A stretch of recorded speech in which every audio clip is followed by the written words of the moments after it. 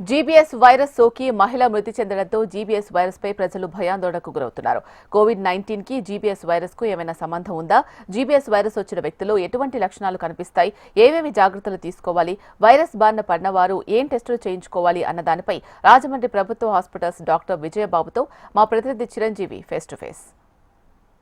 Virus ఇప్పుడు ప్రస్తుతం రాష్ట్ర వ్యాప్తంగా కూడా ప్రజలు కొంత భయాందోళనకు గురవుతున్నారు. అయితే ఇటు సోషల్ మీడియాలో కరోనా వచ్చిన వారికి జీబీ సిండ్రోమ్ వైరస్ వస్తుందంటూ కూడా కొన్ని రూమర్లు స్ప్రెడ్ అవడంతో ప్రజలు కొంత భయాందోళనకు గురవుతున్నారు. ఇప్పుడు మనం రాజమహేంద్రవరం ప్రభుత్వ హాస్పిటల్లో ఎండి విజయబాబు గారితో ఉన్నాము. ఆయన అడిగి ప్రస్తుతం జీబీ వైరస్ కనుక వస్తే ఎటువంటి లక్షణాలు కనిపిస్తాయి, దానికి ఎటువంటి నివారణ చర్యలు ఉన్నాయని వారి మాటలోనే తెలుసుకునే ప్రయత్నం చేద్దాం. సార్, ఇప్పుడు ప్రస్తుతం సోషల్ మీడియాలో కరోనా వచ్చిన వారికి జీబీ వైరస్ వస్తుంది అని కొంత ఈ సిచ్యువేషన్ అయితే ట్రోల్ అవుతుంది. ముఖ్యంగా గుంటూరులో ఒక మహిళ చనిపోవడంతో ఇప్పుడు రాష్ట్ర వ్యాప్తంగా ఇది ఒక చర్చగా మారింది. దీనిపై మీరు ఏం చెప్తారు సార్? అసలు జీబీ వైరస్ అంటే ఏంటి, దానికి ఏమేమి లక్షణాలు ఉంటాయి? జీబీ వైరస్కి కరోనాకి అసలు రెండిటికి పంతన లేదండి.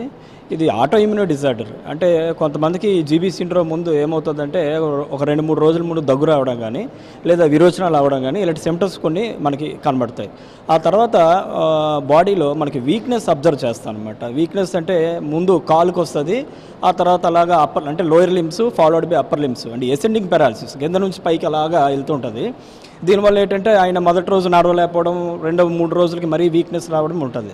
అయితే ఇది ఒక్కొక్కరికి ఒక్కొక్కలాగా ఉంటుంది. అంటే అందరికీ ప్రోగ్రెస్ అయిపోయి అందరికీ సివియరిటీ డిసీజ్ అనే వస్తుంది. అంటే సివియరిటీ అంటే ఏంటంటే వీక్నెస్ అనేది ఎక్కువ పెరగడం వల్ల ఊపిరితిత్తుల మీద మరి బ్రెయిన్ మీద పడడం వల్ల దానివల్ల శ్వాస తీసుకోవడం కష్టం అవుతుంటుంది.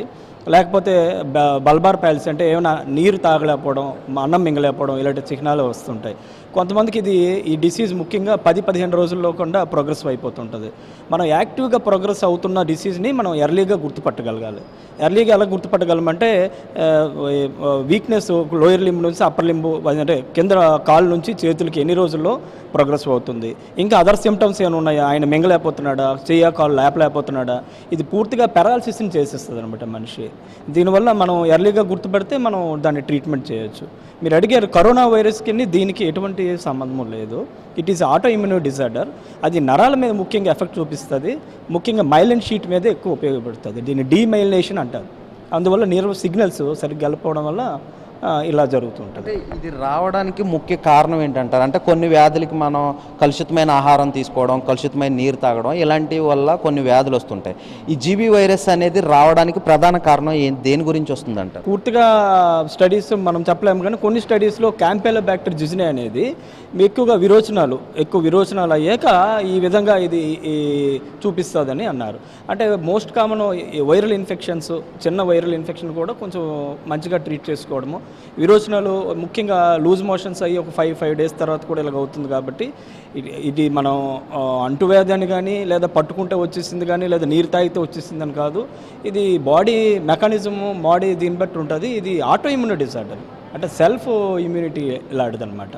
సో ఈ విధంగా అది మైలిన్ షీట్ మీద ఎఫెక్ట్ చూపిస్తుంది. అంతే మనం దానివల్ల మనం ఇందులో చెప్పింది ఏంటంటే వేడి వాటర్ హాట్ వాటర్ తీసుకోవడము, లేదా చిన్న ఫ్లూ వచ్చినా మనం రెస్పాండ్ బాగా చేసుకుంటే కొంతవరకు మనము దీన్ని ప్రివెంట్ చేయొచ్చు. ఈ వ్యాధిని గుర్తించడానికి ఏదన్నా స్కానింగ్ పద్ధతిలోనా లేదంటే బ్లడ్ టెస్ట్లో తెలుస్తుంది ఈ వ్యాధి అంటే? ముఖ్యంగా నరాల మీద ఎక్కువ ఎఫెక్ట్ చూపిస్తుంది కాబట్టి దీనికి మనం నెర్వ్ కండక్షన్ వెలాసిటీస్ అని చేస్తాము.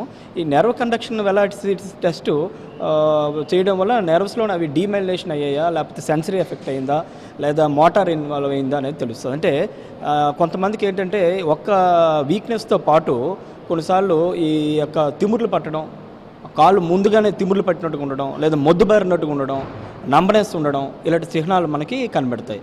సో నీరసంతో పాటు ఈ చిహ్నాలు కూడా ఉంటే అది మనం జీబీ సిండ్రోమ్గా చెప్పవచ్చు. అయితే కొంతమంది బాగా ఆల్కహాల్ తాగిన వాళ్ళకి, కొంతమంది కూడా సడన్గా ప్రజెంట్ అవుతూ ఉంటారు. అలాంటి వాటిలో పొటాషియం తగ్గిపోయినా, బాడీలో పొటాషియం తగ్గిపోయినా కూడా సిమిలర్ జీబీ సిండ్రోమ్లా సిమిలర్గా కంప్లైంట్స్ కనబడతాయి. కాబట్టి ముఖ్యంగా మనం పొటాషియం మనం చెక్ చేసుకుంటూ ఉంటాము.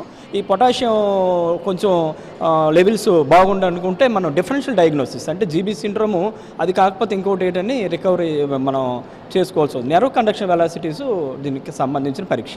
అంతేకాకుండా మొదటి వారంలో కానీ ఏమైనా ఉంటే సిఎస్ఎఫ్ అనాలిసిస్ అంటారు.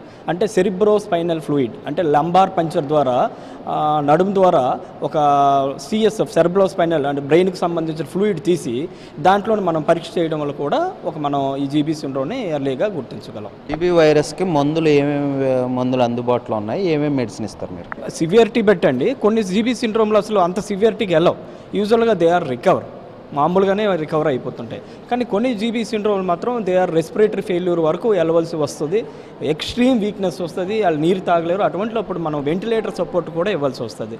అది డిపెండ్ ఆన్ ఎన్ని డేస్ ఎన్ని మంత్స్ అనేది we can't predict. Most probably అది ఇమ్యూనిటీ అండ్ జెనెటిక్ స్టిక్స్ మీద ఉంటుంది. మామూలుగా దీనికైతే మనం 2 ట్రీట్మెంట్లు ఇస్తుంటాము. ముఖ్యంగా ప్లాస్మా పెరిసిస్ అనేది ఒకటి చేస్తున్నాము. అది డయాలసిస్ మెషిన్స్ దాని ద్వారా చేస్తారు, అంటే ప్లాస్మా ఎక్స్చేంజ్ అనమాట. రెండోది ముఖ్యంగా కామన్గా మనం అందరము ప్రతి హాస్పిటల్లోని గవర్నమెంట్ ఆఫ్ ఇండియా మనకు చెప్పింది ఏంటంటే ఇమ్యునోగ్లోబిన్, దీనికి మెయిన్ ట్రీట్మెంట్ ఇమ్యునోగ్లోబిన్ అనే. ఇమ్యునోగ్లోబిన్స్ మనము 5 days తీసుకోవాల్సి వస్తుంది. ఇమ్యునోగ్లోబిన్స్ పెట్టడం తర్వాత మనం ఏంటంటే అది ప్రోగ్రెషన్ ఎక్కువ అవ్వకుండా, సివియరిటీ ఎక్కువ అవ్వకుండా ఉన్నోళ్ళకి చేస్తుంది. రెండోది వీటికి మెయిన్ ట్రీట్మెంట్ మాత్రం ఇమ్యునోగ్లోబిన్సే. ఈ జీబీ వైరస్ ఇది అంటువ్యాధి కాదు, వ్యక్తులకి వారి వయసు బట్టి కూడా ఈ వ్యాధి ఉంటుంది. ఎటువంటి లక్షణాలు కనిపించినా ముందుగా డాక్టర్ని సంప్రదిస్తే ఈ వ్యాధికి ట్రీట్మెంట్ ఉంటుందని కూడా చెప్పడం జరుగుతుంది. వీడియో జర్నలిస్ట్ దుర్గా ప్రసాద్తో చిరంజీవి, హెచ్ఎం టీవీ, రాజమండ్రి.